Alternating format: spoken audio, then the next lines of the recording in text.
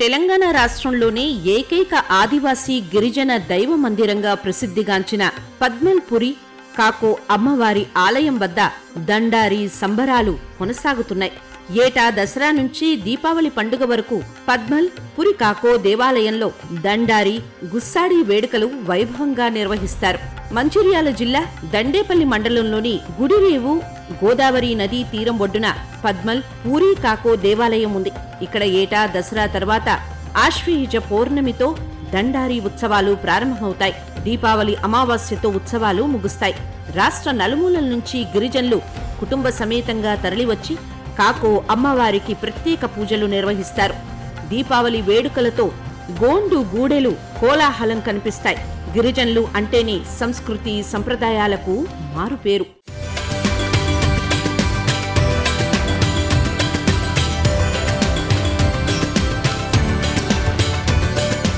గుడిరేవు సమీపంలో గోదావరి తీరంలో ఉన్న పద్మాల్పురి కాకో దేవాలయం రాష్ట్రంలోని ఆదివాసీల ఏకైక దేవాలయం. గ్రామ శివారులోని గోదావరి తీరంలో ఉంది. రాష్ట్రంలో ఉన్న ఆదివాసీ తెగలు గోండు, ప్రధాన్, కోలాం, తోటి తదితరులు ఇక్కడ పూజలు చేస్తారు. ఉమ్మడి జిల్లాల్లో ఉట్నూర్, నార్నూర్, జైనూర్, గుడి హత్నూర్, ఇచ్చోడ, బోధ్, ఆదిలాబాద్, ఆసిఫాబాద్, తిర్యానీతో పాటు మహారాష్ట్ర, కిన్వట్, ఒరిస్సా, ఛత్తీస్గఢ్ రాష్ట్రాల నుంచి వేలాదిగా భక్తులు కుటుంబ సమేతంగా తరలివచ్చి అమ్మవారిని దర్శించుకుని ప్రత్యేక పూజలు చేస్తారు. కుటుంబ సమేతంగా ఆలయం వద్దే 2 రోజులు ఉండి పూజలు చేస్తారు. కొత్తగా పెళ్లైన జంటలను ఆలయంలో అమ్మవారి ముందు భేటీ నిర్వహిస్తారు. భేటీ అంటే కొత్త కోడళ్ల పరిచయం అన్నమాట.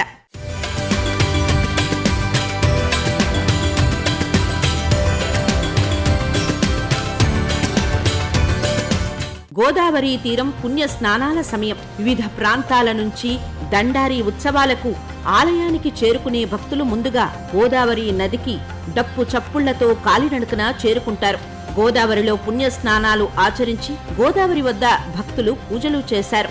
అనంతరం నదీ జలాలతో అమ్మవారికి పూజలు నిర్వహించి మొక్కులు చెల్లించుకుంటారు. పద్మాల్పురి కాకో దేవాలయం వద్ద దసరా నుంచి దీపావళి అమావాస్య ముగిసే వరకు గిరిజన సంప్రదాయబద్ధంగా ప్రత్యేక భజనలు నిర్వహిస్తారు. గిరిజన పెద్దలు ఆనందోత్సాహాల మధ్య గిరిజన భాషలో ఆట పాట నృత్యాలతో రాత్రి పగలు తేడా లేకుండా భజనలు కొనసాగిస్తుంటారు. పద్మల్పురి కాకో అమ్మవారికి ఆదివాసీలు ఆరాధ్య దైవంగా భావిస్తారు. పూజలు చేస్తే అష్టైశ్వర్యాలు, సుఖ సంతోషాలు కలిగి పాడి పంటలు బాగా పండుతాయని గిరిజనులు విశ్వసిస్తారు. పద్మాల్పురి కాకో అమ్మవారికి ఇష్టమైన పిండి పదార్థాలు గిరిజనులు ప్రత్యేక నైవేద్యాలు తయారు చేసి చేస్తారు. పాయసంతో పాటు రుబ్బిన పెసరు, మినుములు, బబ్బెర గారెలు, దంచిన బియ్యంతో తయారు చేసిన అరిసెలు కాకోబాయికి నైవేద్యంగా ప్రత్యేక పూజలతో సమర్పిస్తారు. వీటిని గానుగతో తయారు చేసి నువ్వులు, పల్లి నూనె వేసి గిరిజనులు ఆలయం వద్ద వంటకాలు చేస్తారు. అనంతరం కోళ్లు, మేకలు కాకోబాయికి బలిచ్చి కుటుంబ సమేతంగా విందు భోజనం చేస్తారు. ఆలయ ఆవరణలో నిర్వహించే గుస్సాడి నృత్యాలు ప్రత్యేక ఆకర్షణగా నిలవనున్నాయి. నెత్తిన నెమలి పింఛంతో తయారు చేసిన టోపీ, కళ్లద్దాలు, భుజాన జింక తోలు, నడుముకు కాళ్లకు గజ్జలు ధరించి చేతిలో కోలా పట్టుకుని తప్పిట గూళ్లు, వాయిద్యాలకు డప్పు చప్పుళ్లతో వారు చేసే నృత్యాలు ఎంతో ఆకట్టుకొనున్నాయి. గుస్సాడి నృత్యాలకు ముందు మహిళలు బొట్టు పెట్టి గుస్సాడీల ఆశీర్వాదం తీసుకోవడం వారి ఆచారం. ఇందులో భాగంగా పురుషులు నెత్తి మీద నెమలి పింఛం ధరించి చేసే గుస్సాడి నృత్యాలు ప్రత్యేక ఆకర్షణగా నిలుస్తాయి. రేలా రేలా అంటూ గుస్సాడి నృత్యాలు చేస్తారు.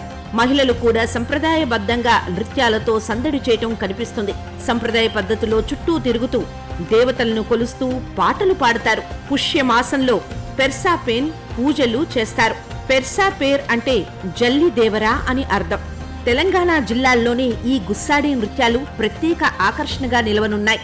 విభిన్న ఆచారాలు, సంస్కృతి, సాంప్రదాయాలను పాటించేటువంటి గోండు, కొలం, గిరిజన ఆదివాసీలు ఏవైతే ఉన్నాయో వాటికి సంబంధించినటువంటి పండుగలకు సంబంధించి ప్రత్యేకమైనటువంటి పూజలు నిర్వహిస్తుంటారు. మరి ఆదివాసీ గిరిజన ప్రాంతమైనటువంటి ఈ గుడిరేవు ప్రాంతంలో ఇటీవల నుంచి గత 10 రోజుల నుంచి జరుగుతున్నటువంటి ఈ ఉత్సవాలకు సంబంధించి అంగరంగ వైభవంగా నిర్వహిస్తున్నటువంటి పరిస్థితి కనిపిస్తోంది. ఈ ఉత్సవాలకు సంబంధించి ఆదివాసీ భక్తులు వివిధ రాష్ట్రాల నుంచి మహారాష్ట్ర, ఛత్తీస్గఢ్, ఇటు ఒరిస్సా నుంచి కూడా భక్తులు తరలి వచ్చి తమ మొక్కులు చెల్లించుకుంటున్నటువంటి పరిస్థితి మనకు కనిపిస్తూ ఉంది. మరి దీనికి సంబంధించి ఇప్పటికే వివిధ గుస్సాడి నృత్యాలు, వారికి సంబంధించిన నైవేద్యాలు, విభిన్నమైనటువంటి ఆచార వ్యవహారాలు మనకు వారి సంస్కృతి సాంప్రదాయాలను తెలియజేసే విధంగా కనిపిస్తుంది. తరతరాల నుంచి వచ్చేటటువంటి ఈ ఏదైతే సాంప్రదాయాలను పాటిస్తూ తమ రాబోయే తరాలకు కూడా కొనసాగిస్తామని ఇక్కడ ఇటు ఆదివాసులు చెప్తున్నటువంటి పరిస్థితి కనిపిస్తోంది.